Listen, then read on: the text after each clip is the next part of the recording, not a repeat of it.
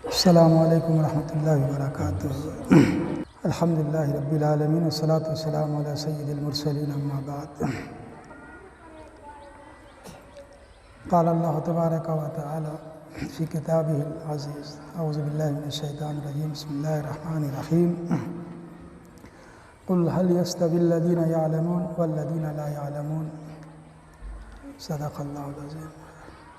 अज़ीज़ तालिबात और ज़िम्मेदारान मदरसा व असातिज़ा कराम, सबसे पहले ये बताना चाहेंगे कि हम कोई ख़तीब भी नहीं हैं कि हम अपने लच्छीदार बातों से आपको अपनी बातों की तरफ मायल कर लें। हमारी आवाज़ भी पस्त है। हो सकता हो मेरी बात कोई सुन ले और कुछ समझ में आ जाए तो उसकी ज़िंदगी में कुछ भला हो जाए। और उसकी वजह यह है कि आप जिस लाइन में आप लोगों ने कदम रखा है, हमारी भी तकरीबन पूरी ज़िंदगी इसी लाइन में अब तक गुज़री है।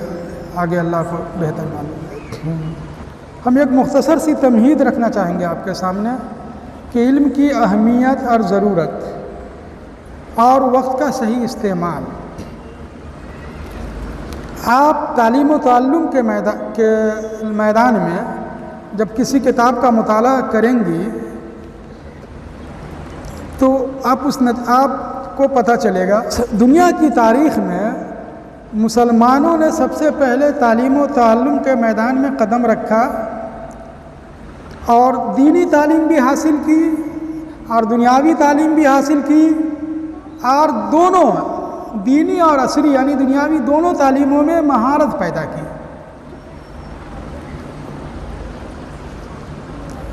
आप दुनिया की तारीख़ में जब मुताला करेंगी कि दुनिया का सबसे बड़ा और पहला साइंसदां कौन है तो मुसलमान। असरी तालीम के जितने शोबे हैं हर मैदान में सबसे पहले मुसलमानों ने कदम रखा और कामयाबी मुसलमानों ने हासिल की। इसकी वजह हम बताएंगे, शायद उसकी वजह बताने से आपको सबसे ज़्यादा फ़ायदा हो। कुरान शरीफ की जो सबसे पहली आयत नाजिल हुई उसकी तरफ मैंने इशारा किया औज़ु बिल्लाहि मिनश शैतानिर रजीम बिस्मिल्लाहिर रहमानिर रहीम इक़रा बिस्मि रब्बिकल लज़ी इला आखिरिल आया।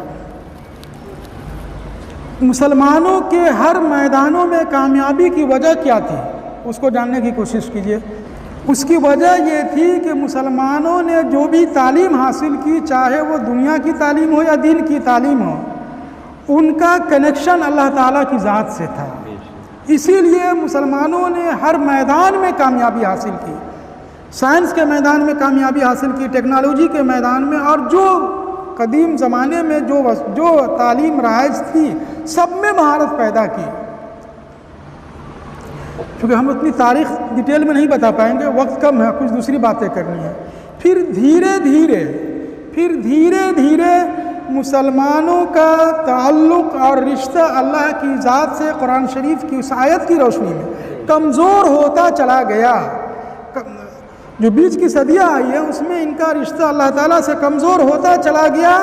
नतीजा ये सामने आने लगा कि फिर मुसलमान इन मैदानों में कामयाब नहीं, कमज़ोरी आने लगी, मुसलमानों का ज़वाल शुरू हो गया, मुसलमान पीछे चले जाने लगे। उसकी वजह यह थी कि जब तक उनके ज़हनो दिमाग में था कि हम दुनिया का कोई ज्ञान, दुनिया का कोई इल्म, दुनिया का कोई हुनर और दुनिया की कोई तालीम अगर हम हासिल कर रहे हैं तो वो अल्लाह का नाम लेकर, अपने रब का नाम लेकर के। यही वजह है कि जब तक मुसलमानों ने सही रास्ते पर और सही नीयत से इन मैदानों में कदम रखा, उनकी तारीख़ ये बताती है कि वो 100% कामयाब रहे। और उनके ज़माने तक इल्म ने किसी चीज़ को नुकसान नहीं पहुंचाया, किसी भी तरह के इल्म ने, चाहे वो दुनिया का इल्म हो या दीन का, किसी इल्म ने इंसान को नुकसान नहीं पहुंचाया। आज बीच की कुछ बात हज़्फ़ करके जो हम बताएंगे इसलिए रख रहे हैं कि बात समझ में आ जाए। आज के दौर में इल्म माशरे को बहुत नुकसान पहुंचा रहा है। आपको शक हो इसलिए कि आपका मुताला अभी ज़्यादा वसी नहीं है। टेक्नोलॉजी ने जो तरक्की करके एटम बम और क्या क्या जो मिसाइल और क्या क्या हथियार दुनिया में आए, इन सारे हथियार को जंग में इस्तेमाल किया जाता है, और जंग में इस्तेमाल करने का नतीजा क्या होता है? पूरा पूरा मुल्क वीरान हो जाता है, हज़ारों लाखों लोग मरते हैं। और ऐसे नहीं, ऐसी नस्ल तबाह होती है कि फिर आगे नस्लों का सिलसिला कम हो जाता है या बंद हो जाता है। जो बड़ी बच्चियाँ हैं शायद वो मेरी बात समझ पा रही हों कि इसी इल्म ने दुनिया की खिदमत की, दुनिया के मुख्तलिफ मैदानों में माशरे की, इंसानियत की हर चीज़ को तरक्की देकर आगे बढ़ाया। लेकिन जब यही इल्म आखिर के दौर में नुकसान पहुंचा रहा है, पूरे पूरे मुल्क को बर्बाद कर रहा है, पूरे पूरे बर्र आज़म को बर्बाद कर रहा है। क्यों? इसकी वजह जानिए। मैंने कहा कि पूरी तारीख़ में मुसलमानों ने तरक्की की, उनकी पूरी दास्तान किताबों में महफूज है। जब इन्होंने दीन, ख़ास तौर से दुनिया की तालीम को अपने ज़ाती मानफात के लिए सीखना शुरू किया, उनकी नीयत में कमज़ोरी आती चली गई और उनके रब पर जो उनका भरोसा था वो धीरे धीरे कमज़ोर होता चला गया। नतीजा ये हुआ कि मुसलमान कमज़ोर होते चले गए। फिर बड़ा साइंसदान पैदा नहीं होने लगा, फिर हर मैदान का माहिर पैदा नहीं होने लगा। आखिर के दौर में यूरोपों ने इन तालीम को अपने हाथ में लिया। तालीम के निज़ाम और तरबियत को मगरिब के लोगों ने अपने हाथ में लिया। आखिर में जब मगरिब के लोगों ने, क्रिश्चन और यहूदियों ने निज़ाम के तालीम, इंतज़ाम और इंसराम को अपने हाथ में लिया, तो उन्होंने दुनियावी तालीम को तरक्की देकर बहुत आगे पहुँचाया, बहुत आगे पहुँचाया। इंसाफ की बात यही है। बहैसियत मुसलमान हम गैरों की खिदमत को फरामोश नहीं कर सकते। अब जिस इदारे में ख़ास तौर से हम लोगों ने तालीम हासिल किया, उस इदारे की खूबी यही है, बहुत बड़ी खूबी, कि हमारे मुखालिफ और दुश्मन की अगर खूबी हो तो उसको बरसरेआम कहा जाए। इसीलिए मैं ये अर्ज़ कर रहा हूँ कि जब मुसलमान इन मैदानों में कमज़ोर होते चले गए, आखिर के दौर में, बीच की सदियों में, क्रिश्चन और यहूदी, ये दो कौमों ने जो इस वक्त यूरोप में आबाद है, इन लोगों ने इस पूरे सिस्टम को अपने हाथ में लिया, तो दुनियावी तालीम को तरक्की देकर उरूज पर पहुँचा दिया, बहुत उरूज पर। लेकिन उसमें दवाम नहीं था, वो सिलसिला देरपा नहीं रहा। उसकी वजह ये थी कि कुरान ने क्या कहा था? इक़रा बिस्मि रब्बिकल लज़ी, अपने रब का नाम लेकर पढ़ो। इन लोगों ने तो अपने रब का नाम लेकर नहीं पढ़ा।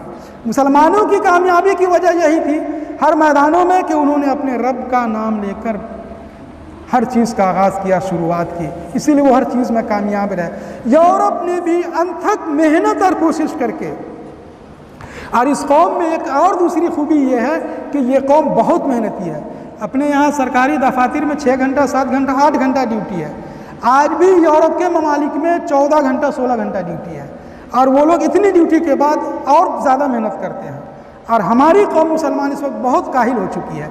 ये हक बात है, इंसाफ की बात है।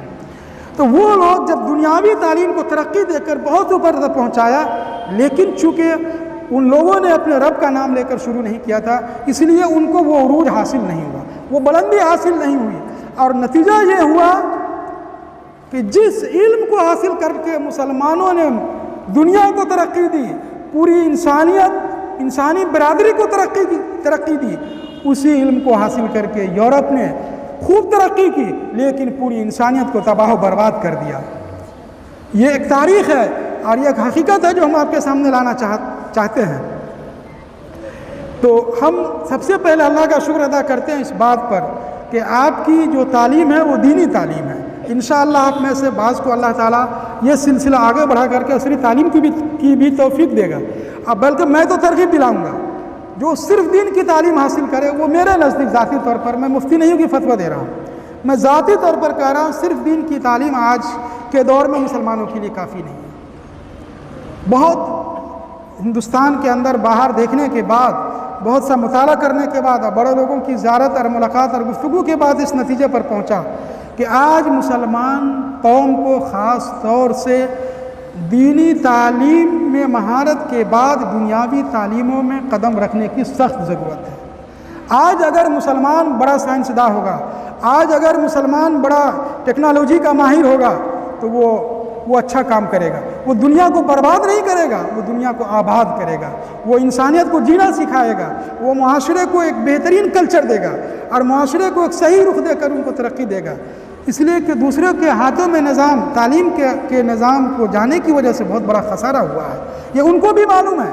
गैरों को भी मालूम है, उनको भी अच्छी तरह मालूम है कि मुसलमानों ने दुनियावी तालीम में तरक्की करके बहुत आगे बढ़े और उन्होंने माशरे की खिदमत की और जो बहुत गरीब मुल्क था उसको बहुत आगे डेवलप करके बढ़ा दिया। लेकिन ये लोग उसी दुनियावी तालीम को हासिल करके उनका दिमाग अल्लाह ताला ने, अल्लाह का नाम लेकर जिसने तालीम हासिल की अल्लाह ने उनको नफ़ा बख्श बनाया, और जिसने उसी तालीम को हासिल किया अल्लाह का नाम नहीं लिया, नीयत सही नहीं थी, नतीजा ये हुआ कि अल्लाह ने उनके तालीम के ज़रिए से सिवाय तबाही और बर्बादी के और कुछ नहीं रखा सामने। आपने कभी कभी अखबार देखा होगा, सुन रहे हैं कि दो मुल्कों के दरमियान जंग हो रही है, दोनों मुल्कों में असलहे इस्तेमाल होते हैं, और चूँकि उन्होंने जो तालीम हासिल की है वो तालीम साले नहीं है, न नीयत साले है न तालीम साले है। आपको ज़्यादा बेहतर मालूम है कि हदीस में अल्लाह के रसूल ने फरमाया इन्नमल अमालु बिन्नियात, इंसान की जैसी नीयत होगी वैसे ही असरात होंगे। नीयत सही होगी। ये इदारा छोटा सा इदारा है और अल्लाह की ज़ात से हम तो बड़ी हैरत हुई, बहुत साल से बुलाया जाता था, हमको हैरत हुई कि एक रिहाइश गाह है, एक जगह है जहाँ लोग रह भी रहे हैं और उसमें ये इदारा चल रहा। ये हर एक के बस की बात नहीं है, ये हर एक के बस की बात नहीं है। और हमको यकीन है कि इसमें सही नीयत के अलावा और कुछ कार फरमा नहीं है, इसलिए कि हर आदमी चाहता हम घर में सुकून से रहें, हर आदमी चाहता हम घर में सुकून से रहें। इतनी बड़ी तादाद आएगी, घर में डिस्टर्ब होंगे, निज़ाम दरहम बरहम होगा, लोग बर्दाश्त नहीं करेंगे। लेकिन इनका दिल गुर्दा है कि इदारा चला रहे हैं और ये इदारा आने वाले दिनों में और तरक्की करेगा। हम में से कोई नहीं जानता कि ये इदारा आने वाले दिनों में बड़ी यूनिवर्सिटी बन जाए और पता न क्या क्या हो जाए। हर बड़ी यूनिवर्सिटी या बड़ा इदारा शुरू में छोटा ही मकतब होता है, छोटा इदारा होता है, धीरे धीरे तरक्की करके वो इदारा आगे तरक्की करता है। ये बात थोड़ी देर के लिए हमने घुमा दी थी। मैं साफ कहता हूँ, कुरान की तालीमात की रोशनी में अगर आपकी नीयत सही है तो आपको कामयाबी से दुनिया की कोई ताकत नहीं रोक सकती है। पूरी तारीख़ बताती है, इसीलिए हमने थोड़ी सी तारीख़ रखी और मस्बत पहलू भी रखा और मनफी पहलू भी रखा कि देखिए जिनकी नीयत सही नहीं थी उन्होंने दुनिया को क्या दिया और जिनकी नीयत सही थी उन्होंने दुनिया को क्या दिया। इसको समझिए, इससे इस वाक़े से आपको फ़ैसला करने में, ज़िंदगी का फ़ैसला करने में आसानी होगी। आपने नाम सुना होगा, आपको मैं दो दलील दे देता हूँ। हिरोशिमा एक जंग हुई थी और दूसरा को नागासाकी। ये दो जंग ऐसी ही दुनिया में कि जिसने पूरी दुनिया को हिला कर रख दिया, और ये दोनों जंग हुई तालीम के नतीजे में। ये कब हुआ? जब निज़ाम तालीम यूरोप के हाथ में आया, यूरोप ने टेक्नोलॉजी में तरक्की की, उसने ये सोचा कि बस हम दूसरों को बर्बाद करें, सिर्फ हम दुनिया में हम रहें। जैसे इस वक्त इसराइल चाहता है हम दुनिया में हम हुक्मरानी करें, अमेरिका चाहता है कि हमारा तसल्लुत पूरी दुनिया पर रहे। इस ज़हनियत ने असली तालीम को तबाह व बर्बाद कर दिया। जो टेक्नोलॉजी के नतीजे में नए नए असलहे बने, उससे सिवाय इंसानियत की तबाही और बर्बादी और पूरे मुल्क की वीरानी के अलावा और कुछ हाथ नहीं आया। तो इससे आपको फैसला करना होगा कि हमारी तालीम कैसे होनी चाहिए, हमारी नीयत क्या होना चाहिए। इन चीज़ों को समझिए। ज़िंदगी पढ़ने लिखने ही में गुजरी है, बयान तकरीर इन चीज़ों से हम दूर रहते हैं, इसलिए हमको बोलने का सलीका भी नहीं है। मैं अब ये बताता हूँ आप जिस लाइन में हैं उसमें महारत कैसे पैदा कर सकती है। 2-4 मिनट में सुन लीजिए। छोटी बच्चियाँ भी सुनेंगी तवज्जो के साथ। आपके क्लास में जो किताब है अगर वो समझ में नहीं आ रही है तो इसका इजहार होना चाहिए उस्ताद के सामने। आधी जिम्मेदारी उस्ताद की रहेगी, आधी आपकी रहेगी। उस्ताद कोशिश करेगा और बाकी आपको मेहनत करना है। एक उस्ताद से ना समझ में आए दूसरे उस्ताद से समझने की कोशिश कीजिए। बिलफर्ज दूसरे उस्ताद से भी ना समझ में आए तो घर में अगर कोई समझाने वाला है या पढ़ा लिखा है तो उनसे समझिए। यानी आपकी जो जिम्मेदारी है उसको हल करना है, चाहे जैसे भी हो। लेकिन अगर वक्त गुजारी हो रही है तो आपका आना यहाँ बेकार है। किसी को सबक याद नहीं रहता है रोज़ का रोज़, तो उनको अपनी ज़िंदगी के बारे में सोचना चाहिए। अगर उस्ताद को नहीं बताया, उस्ताद जिम्मेदार नहीं होंगे, इसलिए आपने बताया नहीं। एक से नहीं हल हो रहा आपका मसला, आप दूसरे उस्ताद से बात कीजिए, दूसरे नहीं तीसरे, बल्कि आपके मदरसे में जितने असातिज़ा हैं सबसे रुजू कीजिए, यहाँ तक कि आपको सबक समझ में आ जाए। और अगर नहीं समझ में आता है इसके बावजूद तो घर में अगर कोई है अपने वालिदैन से कहिए, वो इंतज़ाम करेंगे, वो भी जिम्मेदार हैं बराबर के। इस तरह से आपको अपना मसला हल करना होगा। और अगर ऐसा नहीं है, सबक याद नहीं होता और रोज़ बरोज़ अगर आप इल्म के रास्ते में अपने आप को डेवलप नहीं देख रहे हैं तरक्की की राह पर, तो बेकार है आपका पढ़ना। बात थोड़ी तल्ख है, बुरी भी लग सकती है, लेकिन हकीकत यही है, हकीकत यही है। अरे एक आदमी किसान खेत में किसानी करेगा और वो अगर वो नफ़ा ना देखे तो वो किसानी करेगा? आपसे ज़्यादा समझदार वो है कि वो देख रहा है कि खेत में अगर हम कहीं पर भी हम मेहनत कर रहे हैं, अब मजदूरी नहीं मिल रही या उसका नफ़ा सामने नहीं आ रहा, वो काम नहीं करेगा। मैं ये अर्ज़ कर रहा था कि अगर आपका टाइम गुजर रहा है, अपने आप को आप तरक्की की राह पर नहीं देख रहे हैं, तो आपको गौर करना चाहिए। उस्ताद को नहीं बताया है, उस्ताद ज़िम्मेदार नहीं होंगे। उस्ताद को आपने बता दिया, तब उस्ताद ज़िम्मेदार होंगे, वो फ़िक्र करेंगे। अब आपके कोर्स में, सिलेबस में जो भी किताब हो, उसको हल करना है जैसे भी हो। माफ़ कीजिएगा, ये क्या, ये कोई जिम्मेदारी है? छोटी छोटी किताब या बड़ी किताब इंसान ना करे। इंसान आसमान पे जा रहा है, कहाँ कहाँ जा रहा है, मुश्किल से मुश्किल काम कर रहा है, और सारे काम दुनिया में अल्लाह ने इंसानों के लिए रखे हैं। अगर एक दो किताब याद ना हो तो फिर आप दुनिया में कोई काम करने के लायक नहीं है। कान खोल के सुन लीजिए। इसलिए कि अगर आप एक दो किताब घर में पंखे के नीचे बैठकर याद नहीं कर सकती, तो इसका मतलब ये है कि आप इस लायक नहीं है कि आप धूप में कोई काम कर सके, मजदूरी कर सके, मुलाजमत कर सके और मुश्किल तरीन बोझ उठाने का कोई काम कर सके। आप किसी लायक नहीं है। जो बड़ी बच्चियां हैं उनसे मैं ये कहूँगा कि आपके सिलेबस की जितनी किताबें हैं, पूरी किताबों को एक एक किताब जो कल सबक होना है उसको घर में जाकर मुताला कीजिए। ज़्यादातर किताबें अरबी में होंगी ना, हाँ, जिस ज़बान में भी हो, उर्दू में, अरबी में। अगर अरबी में भी है, नहीं समझ में आती है, तो आप उसकी इबारत खानी कम अज़ कम 5-10 बार कर लीजिए घर में। मैं चैलेंज करता हूँ 5 या 10 बार इबारत खानी से भी अगर कुछ समझ में नहीं आया आपको घर में, उसका फ़ायदा क्लास में होगा। ये मैं चैलेंज करके बोलता हूँ, मेरे साथ भी ऐसा हुआ है। आपको बज़ाहिर लग रहा है कि हमने 10 बार घर में पढ़ा, हमको फ़ायदा नहीं हुआ, कुछ समझ में नहीं आया, उसका फ़ायदा क्लास में आपको समझ में आएगा और क्लास के बाद समझ में आएगा। ये मैं गारंटी के साथ अर्ज़ कर रहा हूँ। और होना तो ये चाहिए था कि जो भी कल सबक होना है उसकी पूरी तैयारी घर में करके आएँ, ताकि क्लास में दिलचस्पी के साथ उसको पढ़ें। अगर ऐसा आपने घर में हल नहीं किया, उसको क्लास में कोई दिलचस्पी नहीं रहेगी। मैं साहब, उस्ताद अपने आप को खपाते रहेंगे जैसे मैं खपा रहा हूँ बोलने में। हमारा मकसद सिर्फ ये है कि मेरी कुछ ना कुछ बात समझ में आ जाए, सिर्फ ये मकसद है, और इसी के लिए बेचैनी है। तो अगर आपने ऐसा नहीं किया और सिर्फ खाना पूरी की और आया, सुन लिया, फिर जाके आप अगर इस इंतज़ार में है कि हम क्लास में समझेंगे और सारा मसला वहीं हल होगा, तो आप बासलाहियत नहीं हो सकती। कोई आपको बासलाहियत नहीं बना सकता। दरमियानी सलाहियत बन सकती है, बहुत अच्छी सलाहियत नहीं बन सकती। लेकिन अगर आपने जिस सबक को कल होना है, रात में तैयारी की, समझने की कोशिश किया, कुछ ना कुछ समझ में आएगा। ऐसा नहीं है, कुछ ना कुछ समझ में आएगा ही।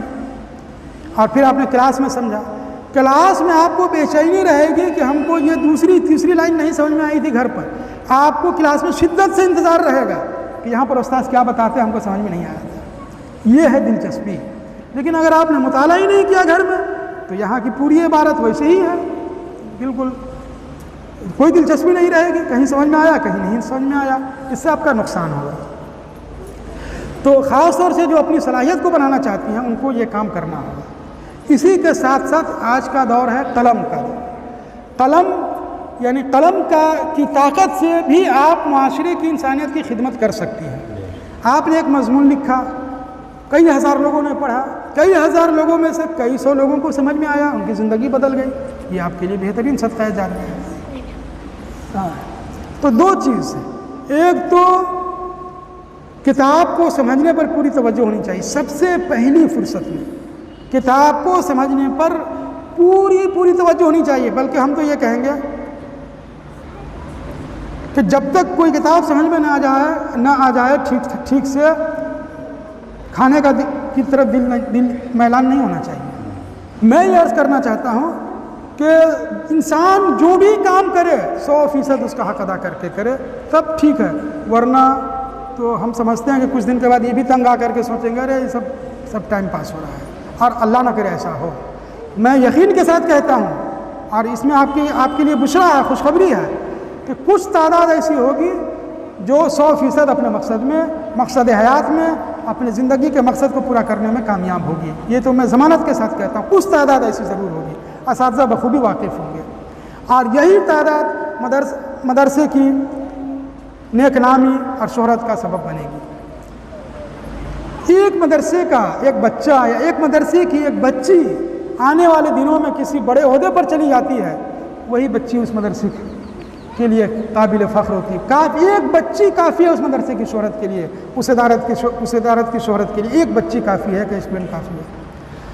तो थोड़ी सी तफसील और बता देता हूँ। जितनी किताबें हैं ये मैं जानता हूँ कि पूरी किताबों का अहाता नहीं हो पाता है, ये तयशुदा है। हमको अंदाज़ा है कि सारी किताब का अहाता नहीं हो सकता। मैंने भी बहुत कोशिश की, हो सकता है हम उतने ज़हीन ना रहे हों या उतने मेहनती ना रहे हों, पूरी किताब का अहाता हमसे नहीं हो पाता था मुताले में जिस तरह हम चाहते थे। लेकिन जितना हो सके उतना कीजिए, जितना हो सके। ख़ास तौर से जो किताब नहीं समझ में आती आपको, जो मुश्किल लगती है, उसका ज़्यादा मुताला करें।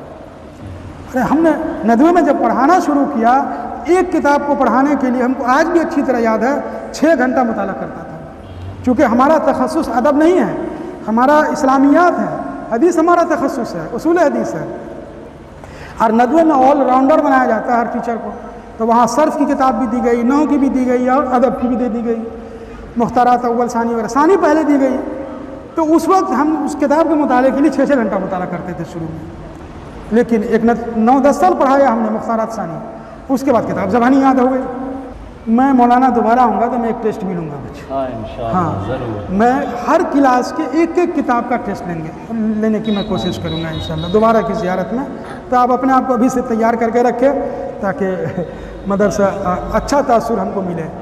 ठीक है, आपको मुबारकबाद पेश करते हैं कि किस तरह जफाकशी की ज़िंदगी गुजार करके हम इस वक्त नदवे में रहे 10-11 साल तदरीस में, फिर वहाँ यूनिवर्सिटी में है। जाहिर सी बात है यूनिवर्सिटी का माहौल कैसा होता है। यहाँ आकर के हमने देखा कि एक मदरसा इसमें चल रहा है, इनका देखता था फेसबुक वगैरह पर, देखा 1-2 मरतबा, तो सबसे ज़्यादा हैरत हुई। मैं नहीं समझता हूँ कि आज के दौर में इस तरह कुर्बानी देने वाला आदमी, अगर हम 2% कहें तो ज़्यादा हो जाएगा, मुबालगा हो जाएगा। अल्लाह ताला इनके इस इखलास को बाकी रखे और इनको अच्छा सिला दे। और इनका अच्छा सिला कब मिलेगा? जब ये सारी की सारी बच्चियाँ पढ़ने के लिए 100% फ़िक्रमंद हो जाएंगी। इसके बगैर कोई चारा नहीं है। अगर किसी को जी नहीं लगता है बच्ची, अगर किसी को जी नहीं लगता पढ़ने में, पढ़ाई छोड़ दे, वो कोई दूसरा काम करे, असातिज़ा से मशवरा करे, वो लाइन पर लाने की कोशिश करेंगे। लेकिन किसी ने साल गुजार दिया और कोई फ़ायदा नहीं हुआ, तो मैं बिल्कुल नहीं चाहूँगा कि उसको पढ़ने का मौका दिया जाए। फिर वो अपने बहुत सारी चीज़ें, स्कूल है, कंप्यूटर सीखे, इंजीनियरिंग सीखे और स्कूल में जाए, बहुत सारी चीज़ें हैं। कोई ज़रूरी नहीं कि इसी लाइन में हर आदमी रहे। जिसका जहन लगे, जिसका जहन साथ दे, अगर जहन कुछ कमज़ोर है तो आप अपनी मेहनत से कवर कर लेंगे। हाँ, लेकिन कोई दिलचस्पी न ले 1% और ये सोच ले कि इदारा हमको बना देगा या उस्ताद हमको बना देंगे, ये कभी नहीं हो सकता। हाँ, बस टूटे फूटे अंदाज में जो अल्लाह ने तौफीक दी मैंने कहने की कोशिश की, और हो सकता है इसी में से कोई बात किसी के दिल में घर कर जाए या किसी के दिल में उतर जाए, वही उसकी ज़िंदगी की कामयाबी की ज़ामीन होगी वो बात। और हम अल्लाह ताला से दुआ करते हैं कि अल्लाह ताला आप लोगों को खूब जी लगा कर पढ़ने की तौफीक दे और मेहनत करने की तौफीक दे। गुज़िश्ता सदियों में मुसलमानों के मुख्तलिफ़ मैदानों में कामयाबी की दलील क्या थी, वो मैंने कुछ इशारा किया था। एक बहुत अहम तरीन बात है जो इस वक्त आई है, जो मैं बता देना मुनासिब समझता हूँ। हज़रत अनस इब्न मालिक की रिवायत है, अल्लाह के रसूल सल्लल्लाहु अलैहि वसल्लम ने फरमाया कि हर मुसलमान को इल्म हासिल करना फ़र्ज़ है, और उसमें इख्तलाफ है फ़ुक़हा का, मुहद्दिसीन का, कितना इल्म, हम उसमें जाना नहीं चाहते। मुसलमान पर इल्म हासिल करना फ़र्ज़ है, इसका 2 मतलब मेरे जहन में आता है। मुहद्दिसीन ने जो लिखा, मुफस्सिरीन ने जो लिखा, सब अपनी जगह, हमें तस्लीम है। इसकी 2 वजह मेरे जहन में आती है। मुसलमानों का इल्म हासिल करना फ़र्ज़ है, इसका एक पहलू मेरे सामने ये आता है कि इल्म हासिल करना है, इल्म हासिल करने में किसी तरह का उज़्र, बहाना, रुकावट, माने नहीं होना चाहिए। कोई उज़्र, कोई बहाना, कोई दुश्वारी, कोई रुकावट, मैं साफ कहता हूँ खुल करके, गुर्बत या बाप माँ का ना होना ज़िंदगी में, या बाप माँ का सपोर्ट न मिलना, मैं सबको शामिल करते हुए कह रहा हूँ, किसी तरह का उज़्र इसमें शामिल नहीं। दूसरी अहम बात यह कि इंसान जब इल्म हासिल करेगा तो ये सोचेगा कि अल्लाह के रसूल ने हुक्म दिया है, अल्लाह के रसूल का फरमान है, और जब ये सोच कर इल्म हासिल करेगा तो गोया वो इबादत कर रहा है अल्लाह ताला की, गोया वो अल्लाह ताला की इबादत कर रहा है। बैक वक्त इल्म का हासिल करना और खुदा की इबादत करने की वजह से जो आदमी अपने मकसद में लगा है, दुनिया की कोई ताकत उसको कामयाब बनने से रोक नहीं सकती है। यही वजह थी कि मुसलमान कामयाब थे। और जब उनका ये अकीदा और ये भरोसा और ये रिश्ता कमज़ोर होता चला गया, फिर नाकाम होने लगे। नतीजा ये हुआ कि घरों ने अपने हाथ में लिया और संभाला और इसको बहुत तरक्की दे करके आगे पहुँचाया। आज ज़रूरत इसी बात की है कि इन दोनों चीज़ों को ज़िंदा किया जाए। पहला क्या कि हमारे रसूल का हुक्म है, हर हाल में करना है, कोई बहाना, उज़्र, तबीयत की ख़राबी ये वो नहीं चलेगा। दूसरा क्या कि अल्लाह के रसूल का हुक्म है, इसका मतलब क्या है कि अल्लाह की इबादत है, ये अल्लाह की इबादत है। जो आदमी अल्लाह के रसूल के फरमान पर अमल कर रहा हो और अल्लाह की इबादत भी हो रही हो, क्या वो कामयाब नहीं होगा? कभी हो ही नहीं सकता।